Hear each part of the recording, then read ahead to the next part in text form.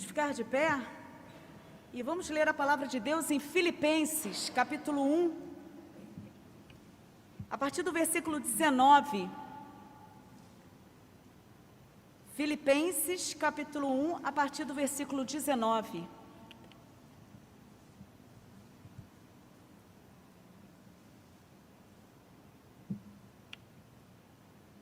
Vamos ler de forma responsiva. Eu vou iniciar lendo o versículo 19 e os irmãos em seguida. Porque estou certo de que isto mesmo, pela vossa súplica e pela provisão do Espírito de Jesus Cristo, me redundará em libertação.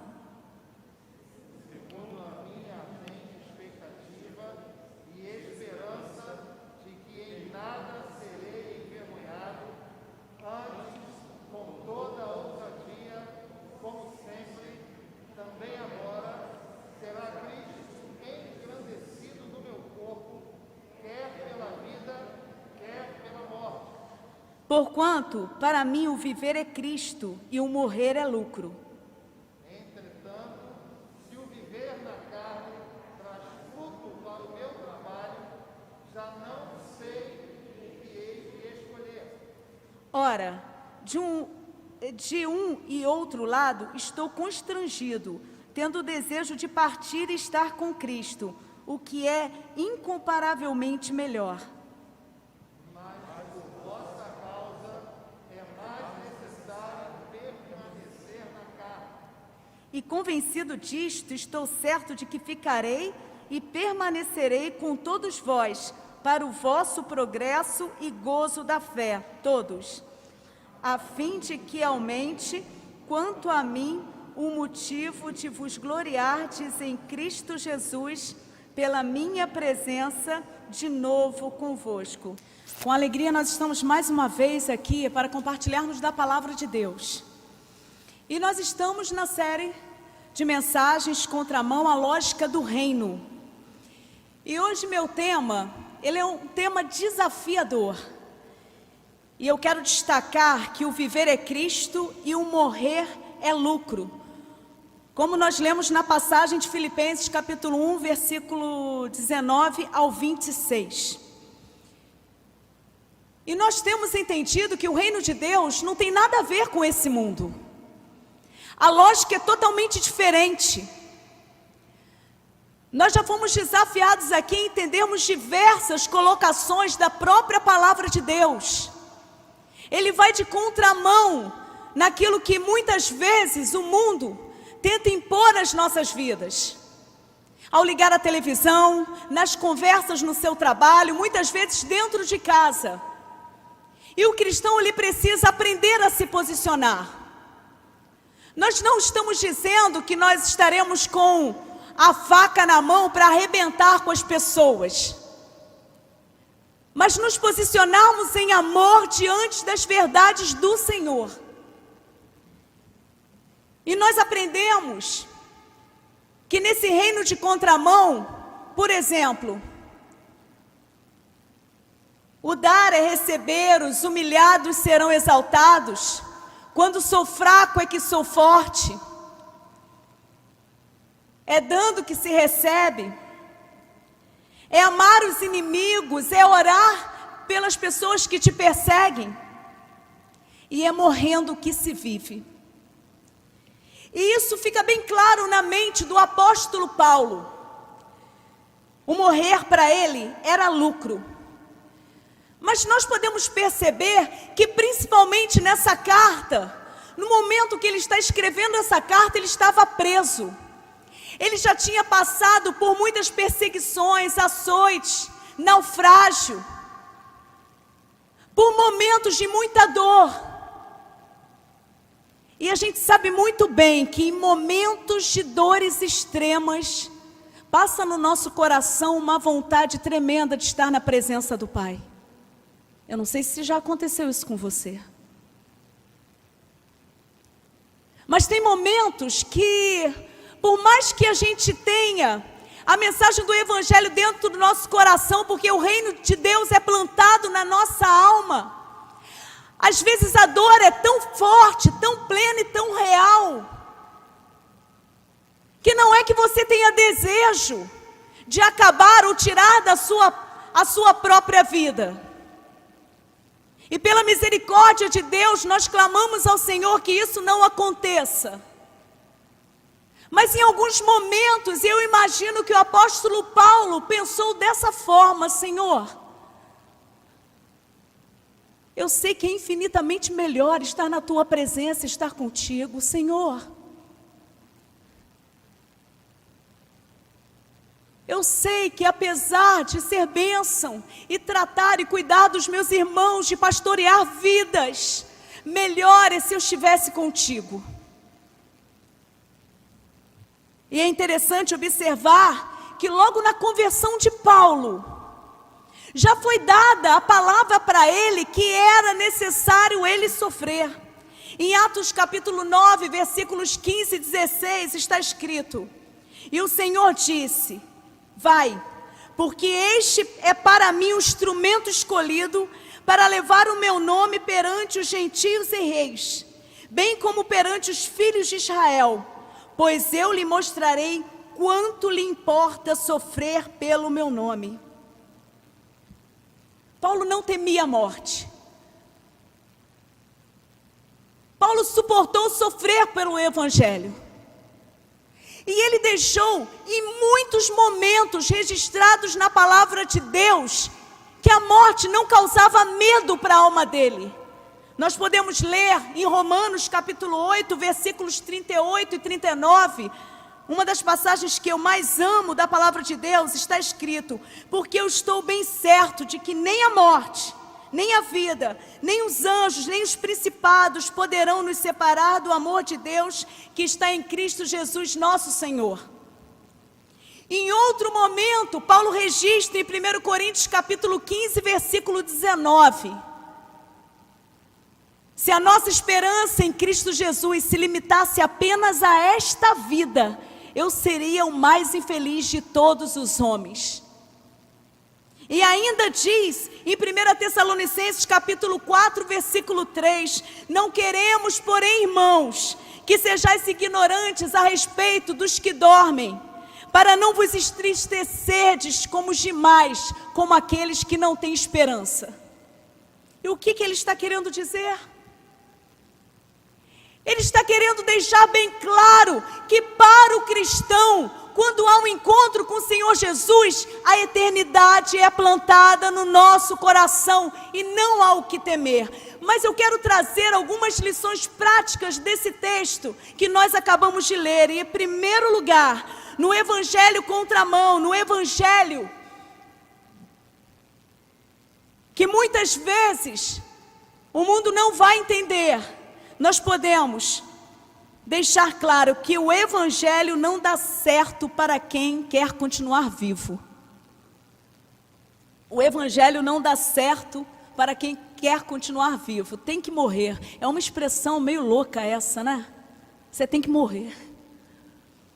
Mas na realidade, não é uma mensagem dizendo que a pessoa tem que morrer e tirar e acabar com a sua própria vida. Pelo contrário, a palavra de Deus, ela destaca de forma tão linda que nós estávamos mortos nos nossos delitos e pecados, mas Cristo, Ele ministra a vida ao nosso coração.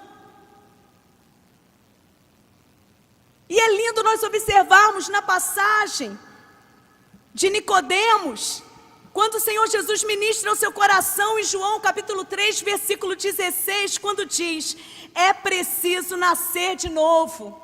Na verdade te digo que aquele que não nascer de novo, não pode ver o reino de Deus. E mais, em João capítulo 5, versículo 25, o próprio Senhor Jesus mais uma vez esclarece: em verdade vos digo que vem a hora, e é agora, que os mortos ouvirão a voz do Filho de Deus, e os que a ouvirem viverão. E para quem ele estava dizendo? Ele estava falando para as pessoas que estavam diante dele, dizendo: é necessário nascer de novo, é necessário morrer para esse mundo, é necessário você assumir um compromisso comigo e entender que o reino de Deus, automaticamente será plantado no seu coração, a sua visão vai ampliar, você começará a entender da forma que é a minha vontade para a tua vida. E quando existe esse novo nascimento, é aí, meus queridos, é só a partir desse momento que nós começamos a entender o que é reino de Deus. Porque na cabeça de qualquer um, não tem como amar os inimigos, não tem como perdoar ou orar por quem te persegue, não tem como dar a outra face, mas o reino de Deus plantado na alma nos leva, pelo sangue de Jesus, a um novo entendimento da palavra de Deus. E nós somos desafiados todos os dias para essa nova realidade, simplesmente pelo fato, porque nascemos de novo na pessoa de Cristo Jesus. E por muitos e muitos momentos, as ministrações do apóstolo Paulo para a igreja, para os seus filhos na fé, era exatamente isso, o nascer de novo, o amadurecer na fé, o crescer na palavra e no conhecimento do Senhor Jesus. E é um desafio para os nossos dias. Quantas e quantas vezes nós não temos a compreensão correta do que a palavra de Deus ministra, porque a gente não mergulha na própria palavra do Senhor. Quantas e quantas vezes, por mais conhecedores que nós temos da palavra de Deus, nós não praticamos obedecendo a palavra. Quantas mensagens nós já ouvimos? Quantas ministrações já foram lançadas no teu coração?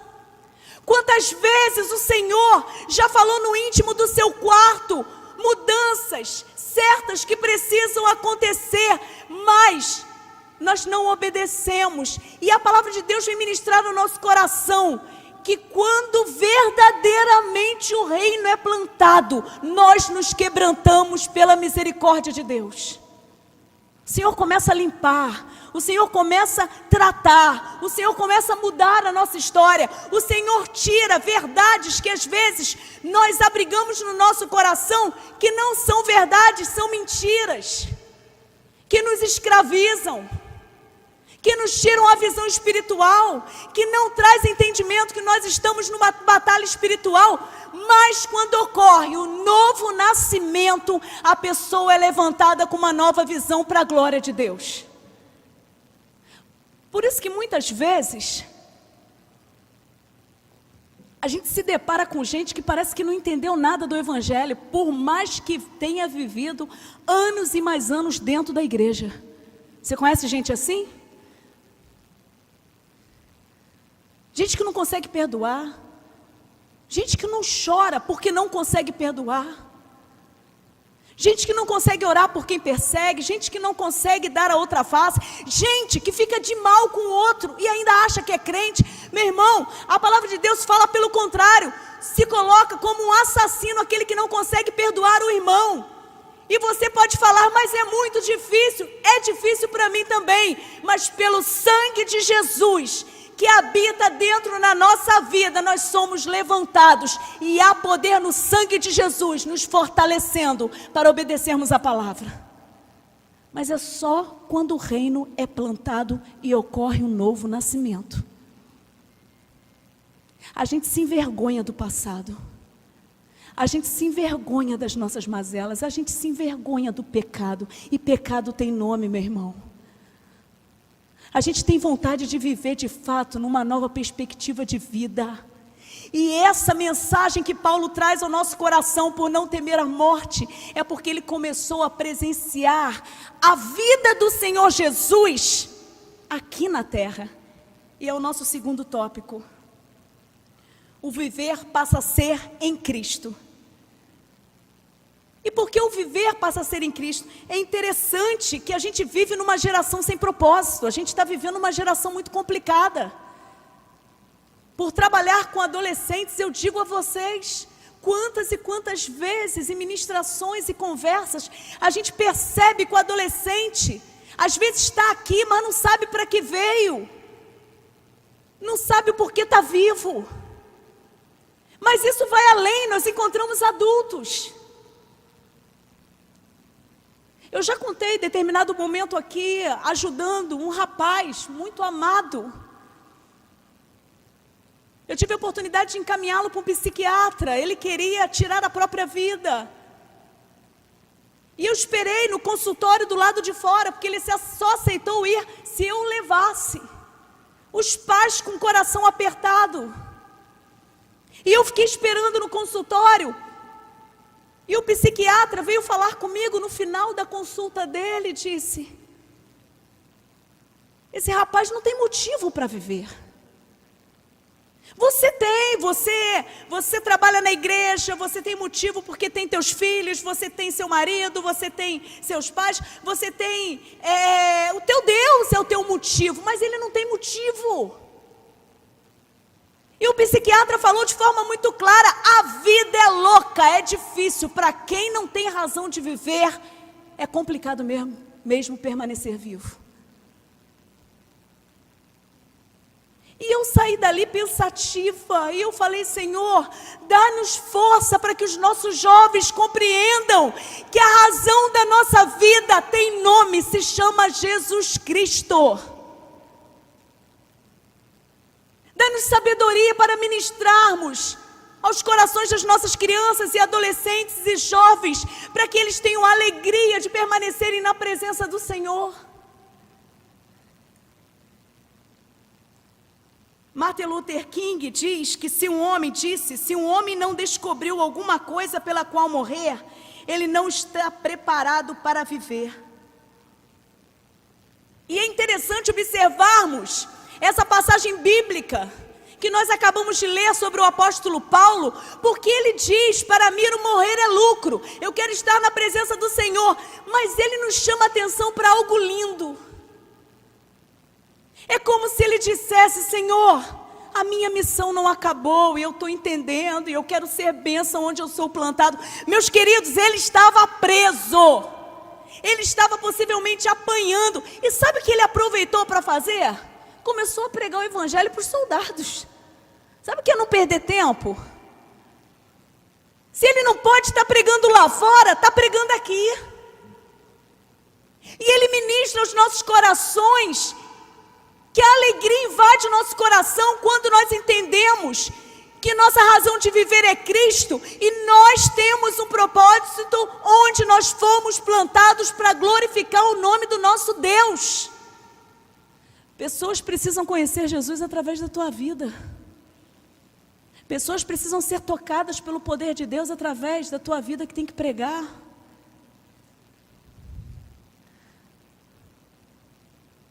E o apóstolo Paulo ministra isso ao nosso coração, dizendo: eu preciso continuar levando o evangelho, eu preciso continuar cuidando dos meus filhos na fé. Se não chegou o meu momento, eu preciso ser bênção onde Deus me plantou.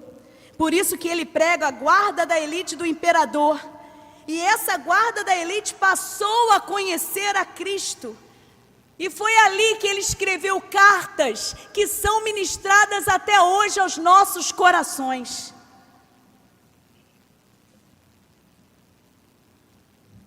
E escrevendo essa mensagem, eu lembrei de uma história. O Enzo conhece? Eu estou brincando, gente, que ele é meu adolescente na UPA. Eu falo que eles conhecem todas as histórias, né?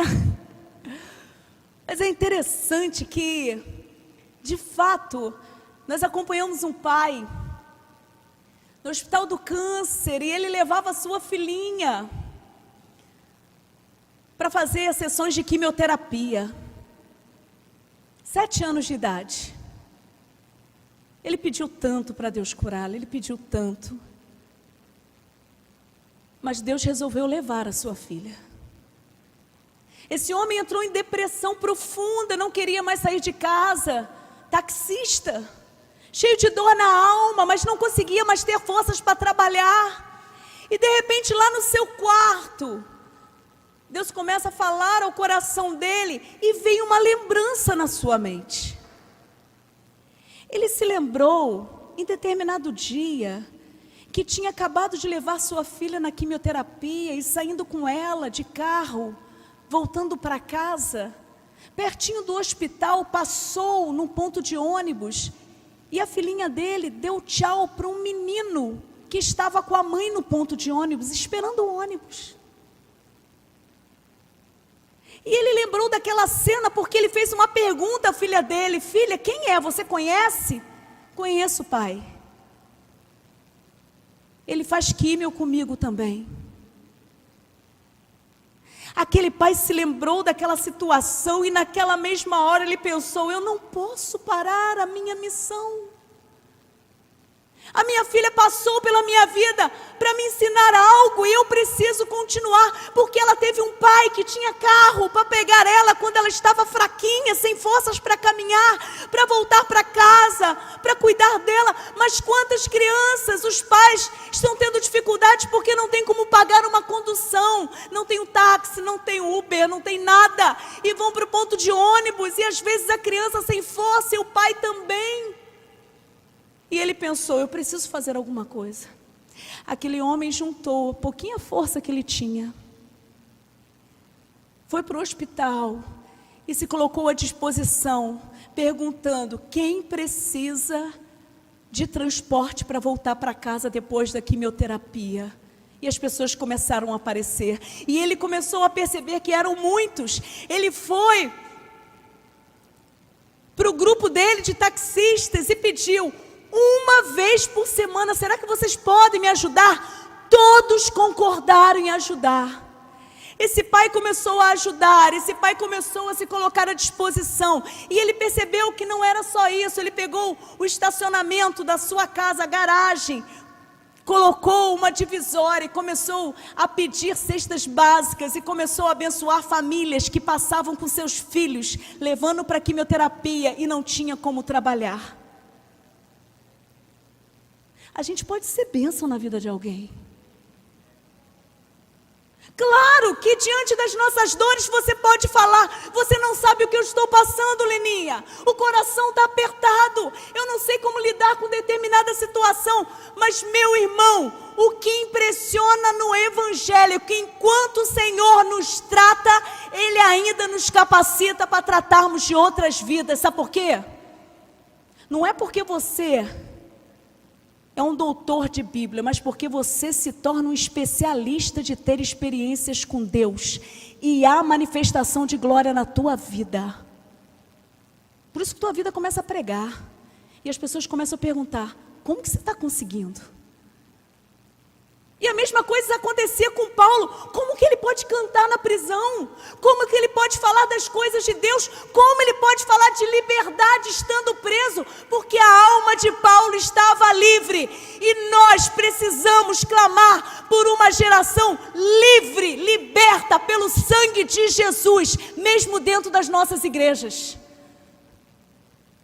Seja um filho, seja um sobrinho, seja um neto, meu irmão, não vamos desistir de orar pelos nossos jovens, pelos nossos adolescentes, pelas nossas crianças, para que eles entendam que esse Evangelho é para viver a plenitude do Espírito Santo hoje, para a glória de Deus. Em terceiro lugar, eu gostaria de chamar a atenção que glorificar a Cristo pela morte. Presta atenção, primeiro a gente tem que entender que tem que nascer de novo. O reino de Deus é plantado dentro da tua alma. Quando o Evangelho é plantado na tua alma, você começa a entender que você precisa manifestar a glória de Deus aqui na terra. E a gente não está diminuindo a tua dor. Pelo contrário, a palavra de Deus nesse mesmo Evangelho de contramão fala que quando eu sou fraco, aí é que sou forte. Mas é por quê? Porque é o Espírito Santo que te levanta. E por isso que em terceiro lugar, a gente chega na manifestação maior, que é glorificar a Cristo através da morte. E eu lembrei de forma tão carinhosa de um querido e amado professor que eu tive num seminário. Brilhante em suas aulas, amável, querido, pastor de uma grande igreja batista na Tijuca. E ele teve câncer. Ficou muito mal, muito mal. E ele teve a oportunidade de se despedir da igreja. Se despedir da igreja. E a igreja chorando, clamando por cura, pedindo a misericórdia de Deus, tendo vigílias de oração. E é claro que a gente ora, meu irmão. Se você me perguntar, é para orar pela cura? É para orar, e nós cremos pela fé que Deus pode vir com a intervenção e manifestar cura absoluta, seja para uma gripe, seja para o Covid, seja para o câncer. Mas a gente entende que a vontade soberana de Deus vai acontecer. E naquele momento, esse pastor querido chegou para a igreja nas suas últimas palavras e disse: minha amada igreja, eu sei que vocês estão clamando e querem ver a glória de Deus na minha vida através da cura. Mas saibam de uma coisa: se vocês não conseguirem enxergar a glória de Deus na minha cura, é porque é eu que verei a glória de Deus. Não tem jeito, irmão. O que é mais lindo do Evangelho, que nós recebemos o Evangelho e o céu começa a se manifestar aqui na terra. Mas arde em nossos corações uma santa expectativa que esse Evangelho, o reino de Deus que é plantado na nossa alma, se manifesta com olhos na eternidade. Tem mais, e nós não pensamos como aqueles que há reencarnação, há um período para esperar. Não, porque a Bíblia diz que só morremos uma vez. E a gente crê que fechando os olhos para essa terra, nós vamos abrir na presença do nosso Deus. Isso que é paz. Isso que é paz. E eu trago aqui palavras de homens que disseram isso de forma tão forte, como Miguel Gonçalves Torres, pastor presbiteriano que viveu no século XIX, que disse na hora da morte: eu pensei que iria para o céu na hora da morte, mas foi o céu que veio me buscar. Também temos aqui Moody quando disse: afaste-se a terra, aproxima-se o céu, estou entrando na glória. Martin Lloyd Jones disse também: não orem mais por minha cura, não me detenham da glória de Deus. E alguns anos atrás, para quem teve a oportunidade de ouvir e de ter a bênção de ouvir esse homem pregando, que é o Russell Shedd, que eu tenho certeza que alguns aqui tiveram essa oportunidade, antes da sua morte, ele disse: a morte para muitos é o fim, mas para nós cristãos é a volta para casa. Que coisa linda, gente, que coisa linda. O reino de Deus é plantado no nosso coração. E eu lembro claramente quando eu tive que passar pelo luto da perda do meu pai. E meu pai era uma pessoa muito presente na minha vida, muito presente. Era uma história profunda de cura, de perdão, de restauração familiar. Mas eu tive que passar por isso. E o Espírito Santo ministrou de forma linda, aquietando a minha alma.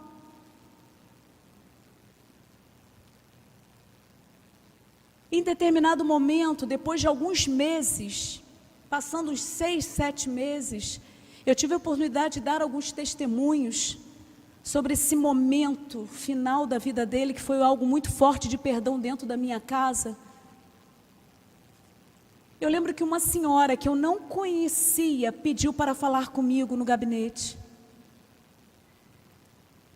E ela sentou e me fez uma pergunta. Ela disse: por que você não chora pelo seu pai? Por que você ainda não sente dor? Por que você se conformou com isso? E ela disse: o meu pai morreu há 20 anos e eu não consigo sentir alegria depois desses 20 anos. Eu não consigo. Foram 20 anos de dor e ainda permaneço na dor. Só que parecia que ela queria me bater. E eu disse para ela de forma muito simples: é porque eu sei para onde ele foi. E eu sei que é para lá que eu vou. Oh, meu querido, claro que eu sinto a falta do meu pai. Às vezes eu olho o meu jardim, como eu li essa semana, está com a graminha alta. Aí você pensa assim, só pensa no teu pai para trabalhar, mas ele amava cuidar de planta. Ele amava. E eu fico pensando, se ele estivesse aqui, meu jardim estaria direitinho. Claro que eu sinto falta do meu pai, lembrando do chamego que ele tinha com as minhas filhas. E elas não têm mais avós, só tem minha mãe agora. Mas meu marido não tem mais pais vivos, eu não tenho mais o meu pai. E meu pai levava coisinhas para elas, comprava o tomatinho da Miriam, levava as coisinhas que a Vitória gostava. Claro que eu sinto saudade do meu pai. Claro que eu sinto saudade lembrando dos dias de festa da minha casa, aniversários, Natal. Mas eu não tenho direito de duvidar do meu Deus, na certeza que meu pai goza da presença do Senhor Jesus. E se eu tivesse a oportunidade de falar, pai, volta, ele ia falar para mim, porque muita gente pergunta, às vezes meu jeito irreverente de falar, quem eu puxei, ele ia falar para mim, você está louca?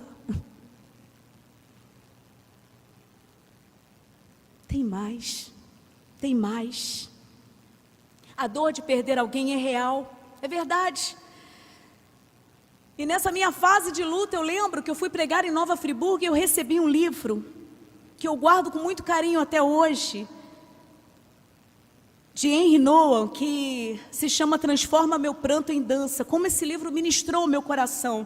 Ele foi um escritor, teólogo, já falecido, que durante anos cuidou de portadores de deficiências físicas e mentais, e ele faleceu em 1996, e o seu livro, ele diz alguns trechos que eu anotei aqui: o sofrimento convida-nos a depositar nossas feridas em mãos maiores, mas é precisamente aqui, no meio da dor, da pobreza ou da fraqueza, que o dançarino nos convida a levantar e a dar os primeiros passos. É dentro do sofrimento e nunca fora dele que Jesus entra na nossa tristeza, toma-nos pela mão, puxa-nos gentilmente, fazendo-nos ficar de pé.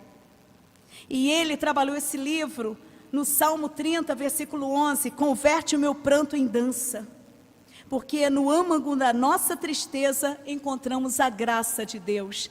E ele diz: aprender a morrer é aprender a viver cada dia em plena consciência de que somos filhos de Deus, cujo amor é muito mais forte que a morte. Por isso, meu irmão, não tem jeito. Para o crente, o morrer é lucro. E a gente começa a viver aqui na terra, porque a cada dia morremos para essa vida e nós somos sugados, sim, para a verdadeira vida em Cristo Jesus. Por isso que nós podemos dizer em alto e bom som que o Evangelho não dá certo para quem quer continuar vivo para esse mundo, que o viver passa a ser em Cristo, e até na hora da morte o crente glorifica o nome de Jesus, porquanto para mim o viver é Cristo e o morrer é lucro. E nós podemos dizer de forma muito clara: Senhor, venha o teu reino, seja feita a tua vontade, assim na terra como nos céus. Vamos ficar de pé?